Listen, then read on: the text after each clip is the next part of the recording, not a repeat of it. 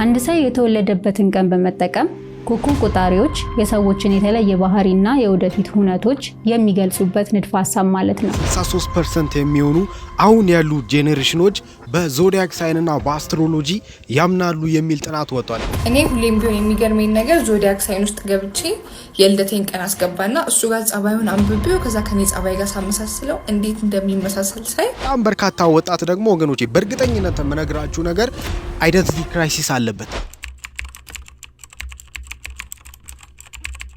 ሰላምና ጤና ባላችሁበት ቦታ ይብዛላችሁ ወገኖቼ ነው። እንግዲህ በዛሬ መርሃ ግብራችን በጣም ብዙ ወጣቶችን አንቆ እየያዘ ስላለው ዘመናዊ ጥንቁልና ወይም ዞዲያክ ሳይን ብለው ስለሚጠሩት አባዜ እንነጋገራለን። ምንድነው? ምንነቱ ምንድነው? ለምንስ ነው እሱን መጠቀም የሌለብን? ከጀርባውስ ያሉ አገነንታዊ እሳቤዎች ምንድናቸው የሚለውን በማስረጃ ላይ ተመርኩዘን እንመለከታለን። እንደተለመደው ለዚህ ቻናል አዲስ የሆናችሁ ሰዎች ሰብስክራይብ በማድረግ ይህን ድንቅ ቤተሰብ ይቀላቀሉ። ቪዲዮንም ላይክ በማድረግ ጀምሩት። ቀጣዩ መርካቶ ፒያሳ ልትሆን ነው። የፈረሰችውን ፒያሳ መልሶ ለማልማትና የንግድ ቀጠና ለማድረግ በመንግስት በኩል ከፍተኛ ስራ እየተሰራ ነው። እኛ ደግሞ በአድዋ ሙዚየም ፊት ለፊትና በግዙፉ ተርሚናል ጎን የንግድ ማዕከል ይዘንላችሁ መጥተናል። የንግድ ሱቆችን ከ3.9 ሚሊዮን ብር እስከ 7 ሚሊዮን ብር አጠቃላይ ክፍያ ያላቸው ሲሆን ከ900 ሺህ ብር ቅድመ ክፍያ ጀምሮ በመክፈል ቀሪውን በአንድ ዓመት ከ6 ወር ውስጥ ከፍለው ማጠናቀቅ ይችላሉ። ይፍጠኑ፣ ያሉን ሱቆች ውስን ናቸው። እንግዲህ ወገኖቼ ስለ ሐሳቡ ትንሽ ዘለቅ ብለን ከመግባታችን በፊት ዞዲያክ ሳይን ራሱ ምንድነው የሚለውን ምናልባት ተመልክተን እንመለስ። ዞዲያክ በተወለዱበት ጊዜ የነበረ የጠፈር ወይም ኮዝሚክ አቀማመጥን ያመለክታል። ምድር በፀሐይ ዙሪያ በምታደርገው የ360 ዲግሪ ዙረት ላይ በየ30 ዲግሪዎች የተከፋፈሉ 12 እኩል ክፍሎችን ይፈጥራል። እነኚህም ክፍሎች የዞዲያክ ምልክቶች በመባል ይታወቃሉ። ሆሮስኮፕ ማለት ደግሞ የፕላኔቶች አንጻራዊ ቦታና 12ቱን የዞዲያክ ምልክቶች በተወሰነ ጊዜ ማለትም አንድ ሰው የተወለደበትን ቀን በመጠቀም ኮከብ ቆጣሪዎች የሰዎችን የተለየ ባህሪና የወደፊት ሁነቶች የሚገልጹበት ንድፈ ሐሳብ ማለት ነው። እንደሰማችሁት ነው ወገኖቼ። ኢትዮጵያ ውስጥ ምናልባት ይሄ ጥናት ባይጠናም አሜሪካን ሀገር በተጠና ጥናት 63% የሚሆኑ አሁን ያሉ ጄኔሬሽኖች በዞዲያክ ሳይንና በአስትሮሎጂ ያምናሉ የሚል ጥናት ወጥቷል። ይሄ ማለት የራሳቸውን ማንነት ከኮከቦች አንጻር እንዲሁም ደግሞ ፈጣሪ ካልሆኑ ነገር ግን ከተፈጠሩ ነገሮች ጋር በማስተሳሰር የራስንና የግልን ማንነት በቀላሉ ለመረዳት ወሳኝ አማራጭ ነው ብሎ ያምናሉ። በብዛትም እኛም ሀገር ያሉ ኢትዮጵያውያን ይህን እንደሚያምኑ እናውቃለን ወገኖቼ። ይህንን ለማረጋገጥ ሶሻል ሚዲያ ስፔሻሊ ቴሌግራም ኦር ኢንስታግራም ላይ ሂዱና በርካታ አሁን ያሉ የኛ ሀገር ወጣት እህትና ወንድሞቻችን ስፔሻሊ ደግሞ ሴት እህቶቻችን የዞዲያክ ሳይን መገለጫ ምልክታቸውን ያስቀምጣሉ። እኔ አኳሪየስ ነኝ፣ ካንሰር ነኝ፣ ስኮርፒዮን ነኝ የመሳሰሉትን እና የኔ ባህሪን ምናልባት ማወቅ የምትፈልጉ ከሆነ ኮከቤን አጥኑ፣ ኮከቤን እወቁ፣ በኮከቤ አስጠንቁሎ አይነት ነው ማለት ነው። ታዲያ ወገኖቼ ዞዲያክ ሳይን ሲነሳ ሁልጊዜ የሚነሳ አንድ ነገር አለ፣ ማንነት ወይም ደግሞ ካራክተር። አንተ ማና፣ አንቺ ማንሽ?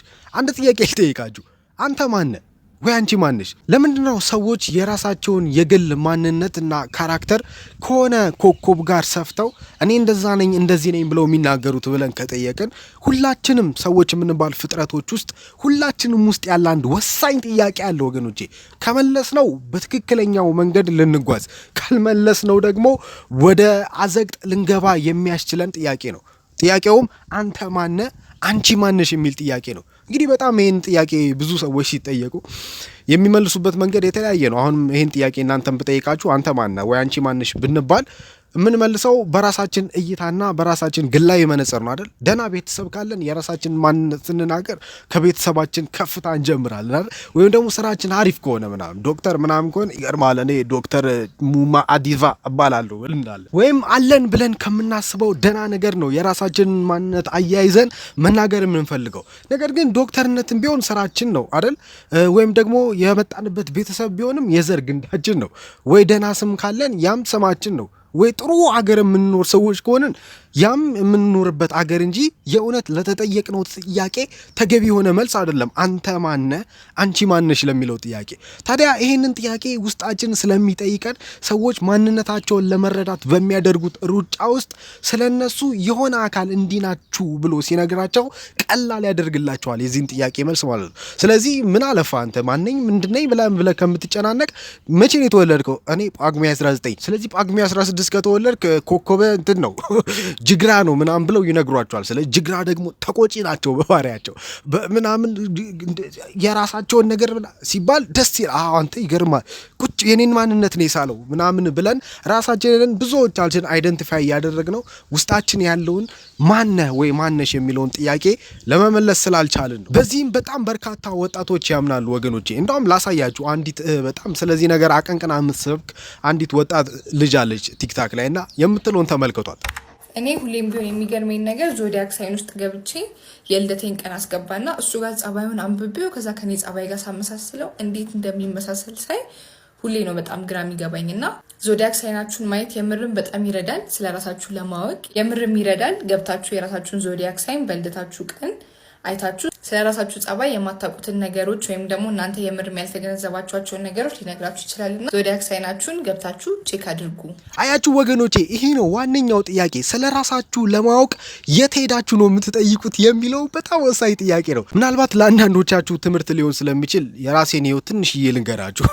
ሃይስኩል በነበርኩባቸው ጊዜያቶች ላይ በቃ ይሄ ከቲኔጀርነት ወደ ወጣትነት የሚታደጉባቸው የእድሜ ክልሎቼን አብዛኞቹን ያሳለፍኩት በዲፕሬሽን በጭንቀት ምን አለፋችሁ በቃ ይሄ ዝም ብለው ተኮማትሮ በመኖር ነበር ያሳለፍኩት። ለምን በዋናነት የማንነት ቀውስ ስለነበረብኝ እና በጣም በርካታ ኢትዮጵያዊ በጣም በርካታ ወጣት ደግሞ ወገኖቼ በእርግጠኝነት የምነግራችሁ ነገር አይደንቲቲ ክራይሲስ አለበት፣ የማንነት ቀውስ አለበት። ማን እንደሆነ በአግባቡ ያልተረዳ በጣም ብዙ ኢትዮጵያዊ ነው ሀገር ራሱንም እያጠፋ ያለው ማለት ነው። ነገር ግን ወገኖቼ አንድ ሰው ሲናገር እንደዚህ ይላል፣ በምድር ላይ በጣም ዳንጀሪስ ነው ብቻ አደገኛ የሚባል ሰው ራሱን ማን እንደሆነ የሚያክሰው ነው ወይ ደግሞ ደማን who know who he is ወገኖቼ እንግሊዘኛውን እንግዲህ እናንተ ስፉት በትክክል ማለት ነው። እና ራሳችሁን በትክክለኛ መንገድ ዲፋይን ማድረግ የጀመራችሁ ሰዓት የእውነት መኖር ትጀምራላችሁ ማለት ነው። ታዲያ የኔና የናንተን ማንነት በአግባቡ ለመናገርና ለማስረዳት ስለኛ በጣም የሚያውቅና ጠንቅቆ የተረዳ አካል ያስፈልጋል። አንድ በጣም ሁሌ የሚያስደንቀኝ የመጽሐፍ ቅዱስ ክፍል አለ ማለት ነው። እግዚአብሔር በአንድ ወቅት አንድ ወጣት ዞር በሉ ዝንቦች። ታዲያ እግዚአብሔር አንድ ወጣት ልጅ ጋር መጣና አንድን ነገር ነገረው ማለት ነው።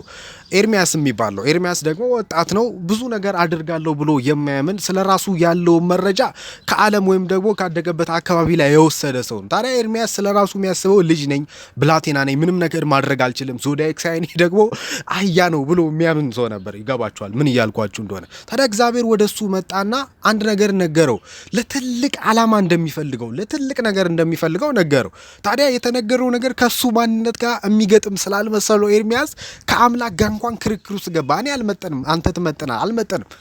በመሃል እግዚአብሔር አንድ ነገር ነገረው ማለት ነው። ለዚህ ወጣት እንዲያሳምነው ፈልጎ ይኸውልህ ኤርሚያስ በእናትህ ማህፀን ሳልሰራ አወቅኩ፣ ሳትፈጠር በፊት ነው የለየሁህ አለው። እኔ ሁል ጊዜ ይህንን ሳነበው በጣም ያስደንቀኛል። እናንተም ካልተደነቃችሁ ወገኖች መደነቅ አለባችሁ። ምክንያቱም ቤተሰቦቻችን እኛን የሚወዱን የሚያውቁን ኢቨን እኛ እንኳን ራሳችንን የምናውቀው ከተፈጠርን በኋላ ነው። ታዲያ በእናትህ ማህፀን ሳልሰራ አወቅኩ፣ ሳትፈጠር በፊት ለየው ሲለው ኤርሚያስ የሚባለው ህፃን ወይም ደግሞ ሰው የሆነ በዚህ ምድር ላይ ኤግዚስት ከማድረጉ በፊት የፈጣሪ አይምሮ ውስጥ አይምሮ ስላችሁ ፈጣሪ እንደኛ እንደዚህ አይነት አይምሮ አለው እያልኳችሁ አይደለም። ነገር ግን በፈጣሪ ዘላለማዊ ጽንሰ ሐሳብ ውስጥ አንድ አካል እንደነበረ ያሳያል። ታዲያ ስለ ኤርሚያስ እንዲሁም ደግሞ ስለኛ ስለ ሰው ልጆች በትክክል አብጠርጥሮ መናገር የሚችል አካል ካለ ትክክለኛ ኢንፎርሜሽን ስላንተ፣ ስላንቺ፣ ስለኛ፣ ስለኔ ካለው የሆነ አካል ፈጣሪና ፈጣሪ ብቻ ነው ሊሆን የሚችለው ማለት ነው። ለምን ሳትፈጠሩ በፊት የሚያውቃችሁ አካል በደንብ አድርጎ ነው የሚያውቃችሁ ማለት ነው ወገኖቼ። ስለ አይፎን ስልክ ለማወቅ የምትፈልጉ ከሆነ የሳምሰንግ ስልክን ማንዋል አምጥታችሁ አታነቡ ማለት ምናልባት ስልክ ናቸው አንድ አይነት ናቸው እኮ ምንም ችግር የለውም እኮ ልትሉ ትችላላችሁ። ነገር ግን ማንዋሉን አንብባችሁ በቀኑ መጨረሻ የሚገባችሁ ስለ ሳምሰንግ እንጂ ስለ አፕል ስልክ አይደለም። ስለ አፕል ስልክ በደንብ ለማወቅ የሳምሰንግ ሰዎችን አትጠይቁ ወገን፣ መጥፎ ናቸው እነሱ እንዳትጠይቁ። ይኸውላችሁ ስለ አፕል ስልክ ለማወቅ አፕል ራሱ ካምፓኒው የስልኩ ጠንሳሽ የመጀመሪያ ሀሳብ ሐሳብ አመንጪ ራሱ ያዘጋጀው ማንዋል አለ ማለት ነው። የሱን ማንዋል ስታነቡ ስለ አፕል ስልክ ጠንቅቃችሁ የምታውቁ ሰው ትሆናላችሁ። ልክ እንደዚሁ ወገኖቼ፣ ልክ እንደዚሁ ስለ ራሳችሁ ለማወቅ ኢንፎርሜሽን ከሆነ ቦታ መቅዳት የጀመራችሁ ቀን፣ ከሆነ ቦታ ስላችሁ ከፈጠራችሁ ፈጣሪያችሁ ዘንበል ዘወር ብላችሁ ኢንፎርሜሽን ከሌላ ቦታ መቅዳት የጀመራችሁ ሰዓት ያኔ ውድቀታችሁ እየሰፋ ይመጣል ማለት ነው። ይኸውላችሁ ወደዳችሁም ጠላችሁም አመናችሁበትም አላመናችሁበትም እናንተ በእናትና በአባቶቻችሁ መልካም ፍቃድ ወይም ደግሞ እናትና አባቶቻችን እስቲ ዛሬ እንተኛ ምናምን ብለው ሲተኙ የሆነ ባደረጉት ነገር ሂደት ውስጥ የተፈጠራችሁ ሰዎች አይደላችሁም። በዋናነት ይሄንን አስቡ። ኤርሚያስ ያልገባው ይሄንን ነበር ወገኖቼ። ምናልባት ሰብካችሁም የሆነ ነገር መክሪያችሁም ከሆነ ወገኖቼ ስለምወዳችሁ ነው። ትርኪ ምርኪ ከማውራት አንዳንዴ እንደዚህ አይነት ነገሮችን ማውራት ደግሞ ይጠቅማል እኮ አይደል? ታዲያ በዘመናት መካከል ወገኖቼ ፈጣሪ የፈጠራቸው ፍጥረቶቹ ከርሱ ዘንበል ብለው ሲያበቁ ስለ ራሳቸው ያላቸውን የማንነት መረጃ ከሆነ ቦታ እንደሚቀዱ ስለሚያውቅ ሁልጊዜ ይበሳጫል። በመጽሐፍ ቅዱስ ካነበባችሁ ማለት ነው። እንግዲህ በእስልምናውም ተመሳሳይ አይነት እሳቤ ነው ያለው በነገራችን ላይ በዚህ ዙሪያ ላይ እና ትዝ የሚላችሁ ከሆነ በክርስትና ውስጥ እንግዲህ አዳምና ሔዋን የሚባሉ በመጀመሪያ እግዚአብሔር የፈጠራቸው ሁለት ሰዎች አዳም ከዛ በኋላ ሔዋን ማለት ነው በኤደን ገነት አትብሉ የተባሉትን ዛፍ ከበሉ በኋላ አንድ ነገር በእነሱ ተከናወነ ይለናል። ምንድነው? በመጀመሪያ ደረጃ ያቺን ዛፍ ከዛች ዛፍ ፍሬ ሲበሉ ራቁታቸውን መሆናቸውን አወቁ ይለናል። ታዲያ ራቁታቸውን መሆናቸውን ሲያውቁ የሚደብቃቸውን ነገር ነው የፈለጉት። የሆነች ዛፍ የሆነች ቅጠል ስር ሄደው ተሸሸጉ ይለናል። ብዙዎቻችን እኮ ልክ እንደዚህ ነን ወገኖቼ። ራቁታችንን እንደሆንን ብዙ ጊዜ ይሰማናል። በቃ ማን እንደሆንን አናቅም፣ ምን እንደምንፈልግ አናቅም፣ ለምን እዚህ ምድር ላይ እንደመጣን አናቅም፣ ከዚህስ ምድር በኋላ ያለው መጻኢ ጊዜያችን ምን እንደሚመስል አናቅም። በዚህ አይነት ኮንፊዥን ውስጥ ጭንቅላታችንና ሰውነታችን በጣም ስለገባ ራሳችንን ራቁታችንን ለመደበቅ ብዙ አይነት ግልድሞችን እናገለድማለን። የመጥፎ ጓደኛ ግልድሞች፣ የሱስ ግልድሞች፣ የፊልም ሱስ ግልድሞች፣ የሙዚቃ የዘፈን ሱስ ግልድሞች። ወገኖቼ እነዚህ ነገሮች ለጊዜው የሆነን ሲሪየስ ጥያቄ እንዳትጠይቁ አይናችሁን ይሸፍናቸዋል። ነገር ግን በቀኑ መጨረሻ እድሜያችሁ ሲሄድ ወገኖቼ እናንተም ለመሞቻ አንድ ቀን እየጨመራችሁ ነው የምትሆኑት። ታዲያ አዳምና ሔዋንም ካለባቸው የራቁትነት ጥያቄ፣ የማንነት ቀውስ ጥያቄ የሆነ ስርቻ ውስጥ ገብተው ተደብቀው ሲያበቁ ራቁቴን ስለሆንኩኝ ነው የተደበቅኩት አለው ማለት እግዚአብሔር ማለት ነው። ታዲያ ፈጣሪ ነገር ሲሰማ እውነትህን ነው ራቁትህን በጣም ብዙ ራቁትነት አለብህ ምናምን አይደለም ያለው። ራቁትህን እንደሆንክ ማን ነገረህ አለው። ለምን መሰላችሁ? ሰው በኃጢአት ከመውደቁ በፊት ያለውን ስለራሱ ያለውን ግላዊ መረጃ ሙሉ ለሙሉ የሚወስደው ከእግዚአብሔር አፍ ከፈጣሪ አፍ ነበር። ስለዚህ አዳም ነኝ ለማለት ግዴታ ፈጣሪ ነህ ሊለው ይገባል። አይደለውም ለማለት ግዴታ ፈጣሪ አይደለም ሊለው ይገባል። በራሱ አመንጭቶ እኔ እንደዛ ነኝ፣ እኔ ደግሞ እንደዚህ ነኝ፣ ዞዲያክ ሳይኔ እንደዚህ ነው፣ ባህሪ እንደዚህ ነው የሚል ግላዊ አስተሳሰብ አልነበረውም ፈጣሪ። ለዛ ነው ተደንቆ አዳም ሆይ ወዴት ነህ ካለው በኋላ እንዴ ራቁትህን መሆንህን ማን ነገረህ አለው። ወገኖቼ በጣም ቬሪ ወሳኝ ጥያቄ ነው። አሁንም ፈጣሪ በጣም ብዙዎቻችሁን የሚጠይቃችሁ ጥያቄ አለ። ነኝ ብለሽ የምታስቢውን ባህሪ፣ ነኝ ብለህ የምታስበውን ማንነት ከየት ነው ያገኘው? ማን የነገረ? እውነት ከፈጣሪ ከራሱ ነው የወሰድነው ወይስ ከራሳችን አመንጭተን ወይ የሚስማማ መስሎ የታየንን ባህሪ? አዎ ለነገሩ እኔ ቁጡ ነኝ፣ ብስጩ ነኝ፣ ይቅርታ ከማድረግ ይልቅ ሲኦል መግባት እመርጣለሁ፣ ስለዚህ የእናቴ አይነት ባህሪ ነው ያለኝ ብለን ራሳችንን ከምን ጋር ነው አይደንቲፋይ የምናደርገው ነው ወገኖቼ። ታዲያ ወገኖቼ በዚህ በዞዲያክ ሳይን የምታምኑ ሰዎች ካላችሁ ዛሬ እምነታችሁን ቀይሩ ነው፣ ቦታችሁን ቀይሩ ነው። ስለ አፕል የሳምሰንግ ማኑዋል እንደማይነበበው ሁሉ ወገኖቼ ይኸውላችሁ ስለ ጁስ መፍጫ ለማወቅ የቴሌቪዥናችሁን ማኑዋል ማንበብ የጀመራችሁ ቀን ያኔ እብደታችሁ ጨምሯል ማለት ነው። ስለ ራሳችሁ ያላችሁ መረጃ በዋናነት ሊቀዳ የሚገባው ከፈጣሪያችሁ ነው ማለት ነው። ለምን ሲባል ፈጣሪ ራሱ ያለንን ሲሆን እኛ ማለት እኛ ፍጥረቶቹ ደግሞ እሱ ያለንን ብቻ ነን። እስከዚህ ድረስ ከቆያችሁና ለዚህ ቻናል አዲስ ከሆናችሁ ሰብስክራይብና ላይክ በማድረግ ቤተሰብ ይሁኑን። በቀጣይ ቪዲዮ እንገናኛለን። እወዳችኋለሁ። እንደዚህ ሳይሆን እንደዚህ ወዳችኋለሁ።